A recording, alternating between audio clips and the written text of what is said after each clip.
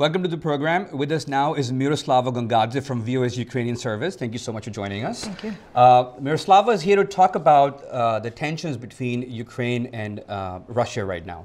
Yeah, this of course comes after Russian forces entered Ukraine's Crimean Peninsula.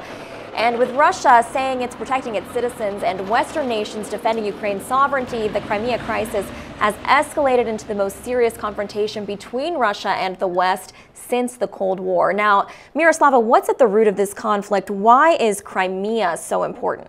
First of all, I think it's important to understand that Russian aggression or Russian military moves is not some kind of mission to save Russian-speaking Ukrainians or Russian-speaking population in Crimea.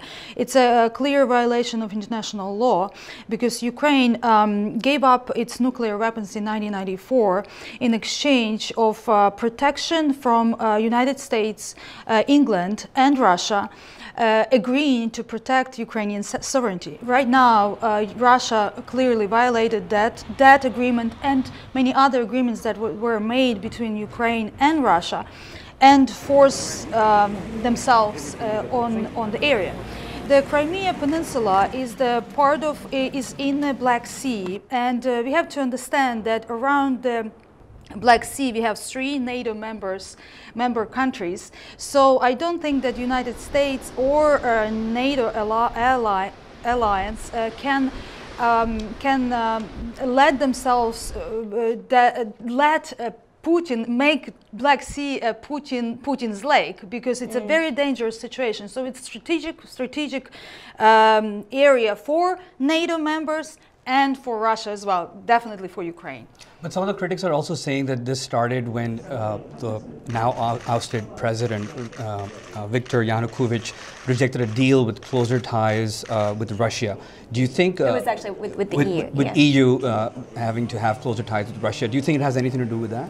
No, absolutely, because it started with Ukrainian peaceful protesting that that decision that President Yanukovych made. He in the last moment, he decided to switch sides and decided to move toward Russia and decided not to sign agreement with the European Union. Ukrainians were very disappointed because they were hoping that Ukraine can become a democratic country and can introduce some reforms that they were waiting for so long. So it didn't happen, and for 3 months Ukrainians were standing on Maidan, and we know now how brutal Ukrainian forces, Yanukovych forces, were toward people. So almost 100 people died and thousands were beaten, tortured.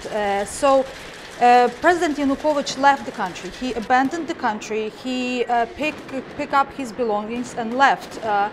Now we know that he is in Russia. But yes, Ukraine wants to be with Europe. There was a clear decision by Ukrainian people. Now Ukraine has a new government that is trying to move Ukraine toward Europe. That's what Russia is disappointed with and don't like, and that's they're mingling in Ukrainian affairs.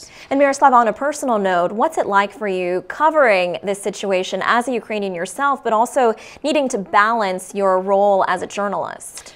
It's hard. It's hard because it's. I mean, I have all my loved ones there. My father, brother, all my friends. I'm deeply involved in this idea of Ukraine to become a European state. So it's hard, but I learn how to balance my professional stand and my personal feelings, because I've been through a lot of personal hardship in the past, and I know how to kind of divide and make this in like two, and be professional in that regard. Thank you so much for joining us, Myroslava Gongadze from VOA's Ukrainian service. Yes, thank you very much for coming on.